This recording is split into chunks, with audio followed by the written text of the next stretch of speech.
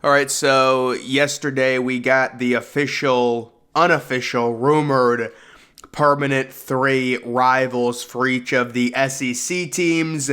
Nick Saban coming out throwing a hissy fit. Really, I don't understand why he did that. I said it yesterday. It makes no sense. Alabama getting Auburn, Tennessee, and LSU. I didn't think it was that horrible, but just taking a look at some of the bigger teams on this list. Again, these are just rumors. It's not confirmed. You can see the newcomer Texas gets Oklahoma, A&M, and Arkansas. And you can also see LSU gets Ole Miss, A&M, and Bama, with Oklahoma getting Texas, Missouri, and Florida. That's pretty nice for Oklahoma. Texas, Missouri, Florida. If Florida doesn't turn it around, that is a pretty soft three. We don't know what Texas, obviously they're going to get Texas because of the rivalry, but overall, that's just those. And then, yes, so this is the last 5 years strength of schedule based on the rumored three opponents. So the top is the tougher three opponents each of these teams are going to be facing. Auburn is number one, mainly because of Alabama, Georgia. You face Alabama, Georgia every year. It's going to be ridiculous. The third team, Vanderbilt, does drag it down a little bit, but they're still number one. LSU with a very hard schedule. Ole Miss, A&M, Bama. Yeah, that's three rough teams, depending on how good A&M wants to be over the next few years with their recruiting classes. Florida gets Georgia, South Carolina, and Oklahoma, so that's brutal. If Oklahoma can turn it around with Brett Venables, because you're getting Georgia and Oklahoma, and now South Carolina is playing better. They had a great close to their season. But, look at the bottom. Alabama is second to last, and Nick Saban wants to come out and whine about it. Georgia is last. They get Auburn, Florida, and Kentucky. Yeah, Auburn's a dumpster fire. Florida is just so inconsistent. They had the one good season with Kyle Trask.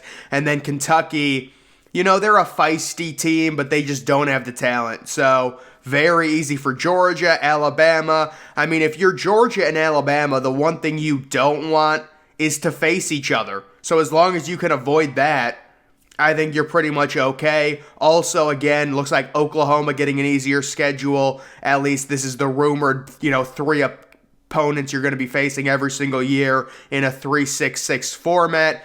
And then Missouri. Good for Missouri. They get Arkansas, Vanderbilt, and Oklahoma. Texas gets Oklahoma, A&M. Arkansas, Tennessee gets Vandy, Bama, South Carolina. I'd say that's pretty balanced. You get a really good team, a horrible team, and then a team that you really don't know what you're going to get with South Carolina.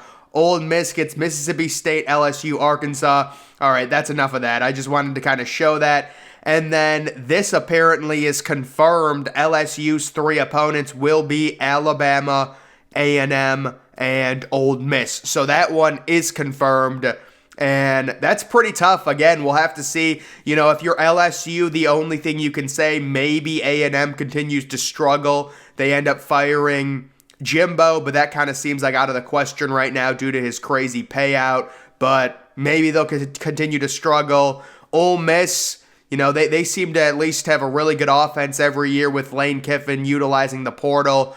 And then Alabama's ridiculous. We all know that.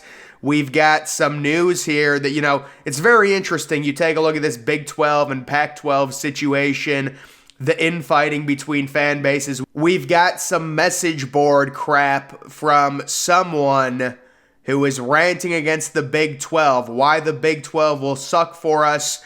There's 4 different reasons, no way to close the massive revenue gap with the SEC and Big 10.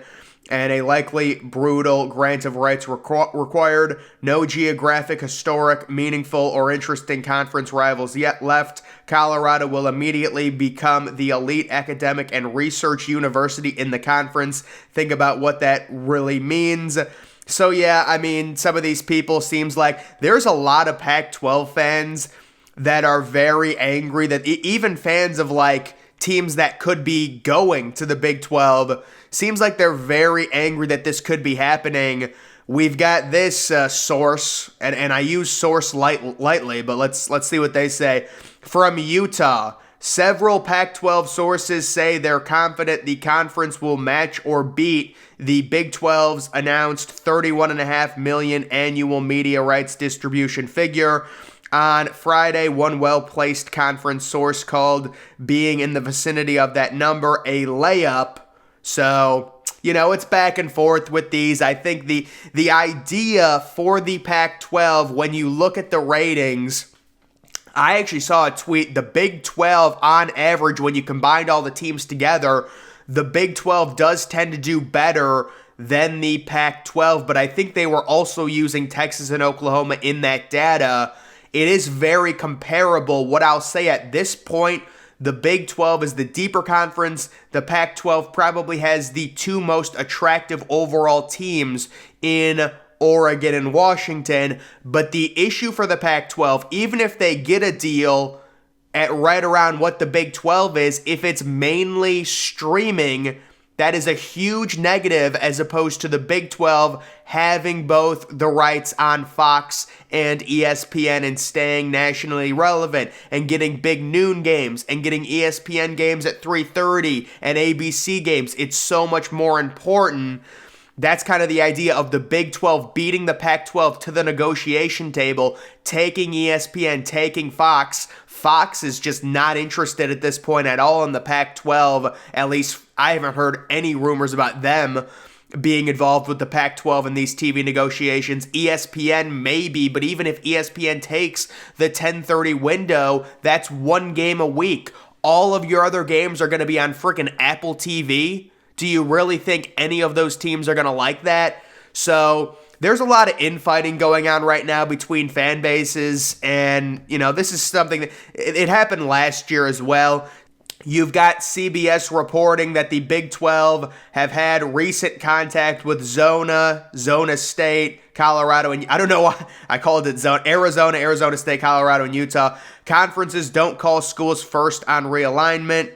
So that's basically saying that those four schools ended up calling the Big 12. There's a few reasons why Arizona State, Colorado, and Utah wanted to re-engage with the Big 12. Probably the biggest one being it's a mainly streaming-only deal. And maybe it's lower in terms of the amount. I mean, if it's at $25 million, that is, $6 or $7 million lower than what the Big 12 is getting, but still it's not an insurmountable amount. If you are the Pac-12, the bigger concern is where are you appearing? Breaking, Gonzaga has been offered Big 12 membership. Oh my goodness, it's a miracle. Yeah, Gonzaga, you would figure would want to join the Big 12 just based on relevance and stuff like that, but the Big 12 is a very hard basketball conference. Gonzaga would immediately go there and lose a bunch more games, so we will have to see on that. But that's just kind of the updated look at the SEC overall scheduling format. And then this was just something that I found on CBS. They're doing these, QB power rankings for next season, ranking the best college football quarterbacks. Caleb Williams, of course, number 1. Michael Penix Jr., sitting at 2. He led college football in overall passing yards, and that's really the big thing. So many elite Pac-12 players, Pac-12 quarterbacks returning. I'm sure Bo Nix is on this list. Drake May at number 3. Drake May is a lot like Justin Herbert. Justin Herbert really wasn't that good at Oregon. I mean, he was fine, but in terms of him being a franchise quarterback, normally you expect those guys to be crazy good. And I think Justin Herbert stayed his senior season at Oregon, and he just wasn't that crazy good. And that's kind of the vibe I get from Drake May. I mean, yeah, Drake May, North Carolina started off last year well. I know they had a really bad defense, but towards the end of the year, he kind of tailed off. Maybe it was in part due to injuries and stuff like that, but I'm really not expecting Drake May to go out there next year and win a Heisman. I think that they'll be 8-4 maybe, North Carolina. Jordan Travis, it seems like he's been around forever, man. It feels like Jordan Travis was around when FSU 4 years ago with Cam Akers and stuff when they were terrible, but he's going to be crazy good, the dual threat. Florida State, their goal has to be getting back to the playoff, minimum New Year's 6, minimum. Bo Nix at number 5. There's another Pac-12 quarterback. Michael Pratt return. I mean, I think they just ranked Michael Pratt that high because they wanted to show off like, oh, we know about Tulane football. Michael Pratt, really? I don't have anything against the kid, but I don't know about ranking him 6th. J.J. McCarthy at 7. Yeah, I mean, J.J. McCarthy's not going to put up any crazy stats or anything like that. Part of that's due to Michigan just not having the receivers, but and also, I mean, with Corum and Donovan Edwards, they're going to run the ball a ton. I'm guessing Kyle McCord's going to win, or whoever the Ohio State quarterback is going to win Big Ten QB of the Year. Sam Hartman at number 8. Of course, Sam Hartman, I think he threw the most touchdown passes in ACC history with Wake Forest. I think that was what he did, or some type of record like that. Now, kind of a grad transfer or a senior transfer to Notre Dame. It's a good pickup for Notre Dame, certainly. And then Jane Daniels, that's a big return for LSU. Jane Daniels really came into his own towards the end of last year, the transfer from Arizona State. Now he's got a year at LSU. They're expected to do big things. They've got that crazy week 1 matchup with FSU that's very likely a top 15, maybe even top 10 matchup, depending. But I did want to go over that. So guys, that's going to do it for this video. Make sure you're following me on Twitter. Link to that's always in the description.